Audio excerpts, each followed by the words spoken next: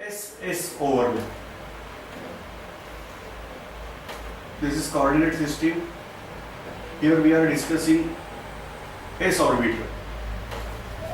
The electron density is equally distributed along with 3 axes, whereas another s orbital overlaps. This is called as SS overlap. What is the practical example of this? This is the formation of water molecule. There is one hydrogen and another hydrogen. So hydrogen-hydrogen bond. Because configuration of hydrogen is 1s1, configuration of this hydrogen obviously 1s1.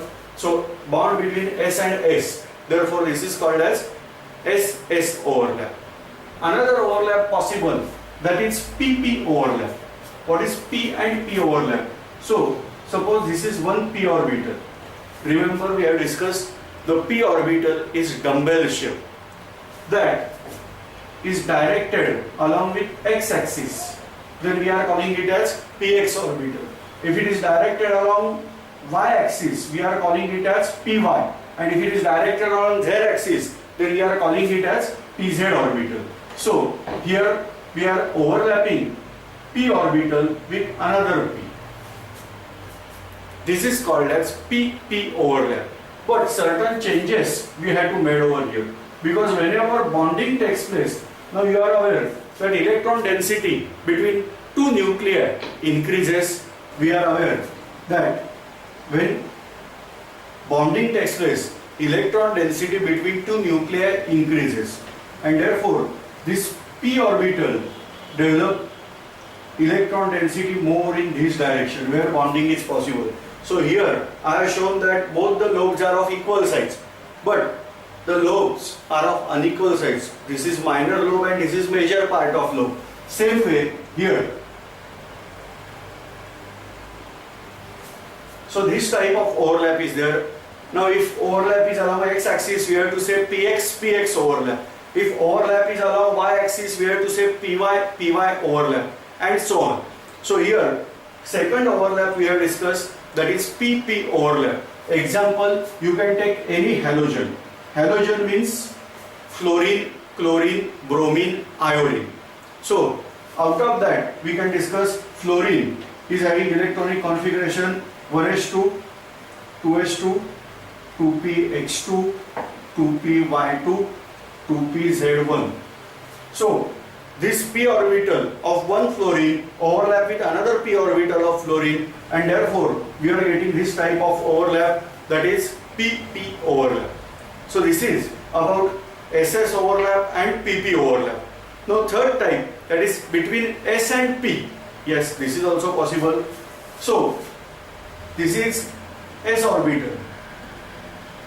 Now S orbital characteristic is that electronic density is distributed all over in equal. So there is no formation of lobe. And this is P orbital overlapping with it. This is major lobe and this is minor lobe, but this is having same electron density. So this is called as SP overlap. Example, formation of HCl or formation of HF molecule. This is because hydrogen we have discussed S and fluorine we have discussed it is P. So SP overlap we can give example of this type. So these are the overlaps. Now let us discuss formation of water molecule. Oxygen, atomic number 8, electronic configuration 1s2, 2s2, 2p. Try to write down yourself first. Pause this video, try to write down yourself. If you are not able to write, then again observe that 2px2, 2py1, 2pz1. So 2py and 2pz, these two orbitals are available, they are having single electron. Now I have to arrange accordingly.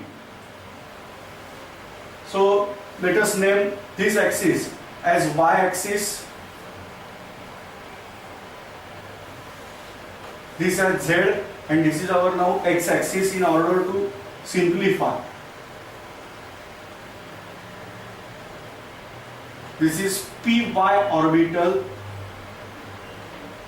this is PZ orbital, this is behind. What is the angle between Y and Z? 90 degree.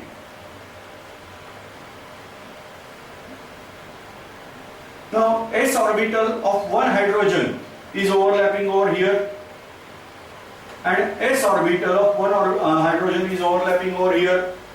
That means the bond formation is carried out like this, and therefore the expected bond angle, that is bond angle between Z axis and Y axis, the bond angle should be 90. Now this 90 degree bond angle is not observed in water. Practically speaking, we are having bond angle as 104 degree and 29 minutes. Or in simple language, we can say it is around 104.5 degree. Now here, question arises, according to our knowledge, the bond angle should be 90, but in practical life, we are getting bond angle as 104.5. Same way, the case is there for ammonia. Are you aware ammonia formula? Check out NH3. You are aware nitrogen is having atomic number 7. Try to write down electronic configuration yourself of nitrogen. 3 hydrogens are overlapping. Just try to write down, pause this video till here, try to write down and find out what is the expected bond angle for ammonia. Bond angle is measured between one point, central point, and another point. Means here for ammonia it should be from hydrogen, hydrogen and hydrogen. So this should be the bond angle, or this should be bond angle. So try to find out what is the expected bond angle in ammonia. I hope you are able to write down electronic configuration of nitrogen 1s2, 2s2, 2p x1, 2p y1, 2p z1. If you are not able to follow, just observe here. Make 3 boxes. 3 electrons you have to fill in P. So first, second and third. Try to remember, according to Hund's rule of maximum multiplicity, we have discussed electron tries to remain unpaired as far as possible. Now, we have to just modify this diagram because we have to introduce PZ or say PX orbital here, and there is overlap between another hydrogen. You are aware hydrogen is having electronic configuration 1s1, and therefore every time we have to take s orbital of hydrogen here. So the expected bond angle for nitrogen is 90 degree, because what is the angle between x and z? 90. Z and y 90. Y and x 90. So anyway, the bond angle between nitrogen and hydrogen should be 90 degree. But practically speaking, we are having this bond angle as 107 degree. Why? We don't have answer with VBT, and therefore we have to introduce a concept of hybridization. In short, I am revising why we have to introduce concept of hybridization. Reason number 1, that tetravalency of carbon is not explained, trivalency of boron is also not explained, and divalency of beryllium is also not explained on basis of valence bond theory. According to VBT, carbon must be divalent, boron must be monovalent, and beryllium must be chemically inert. Second thing, that certain bond angles are not explained on basis of VBT. Number 1, the bond angle between water, the oxygen hydrogen bond angle, that should be 90 degree, but in practice we got this bond angle as 104.28 or 104.5 degree, whereas ammonia it should be 90 degree, but we are getting this bond angle as 107, and so these bond angles are not explained on basis of VBT. So we have to introduce, we don't discard the theory, we have to introduce the concept of hybridization. So let us discuss concept of hybridization with respect to this compound. You are aware, name of this compound is methane. Central atom, that is carbon. Carbon is having atomic number 6. So electronic configuration we have to write down. This is 1s2, 2s2, and you are aware it is 2p 2. So we have to split up as 2p x1, 2p y1. Don't forget to write down 2p z0.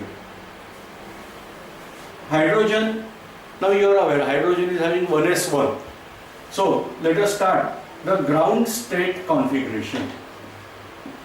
Ground state means before starting the reaction.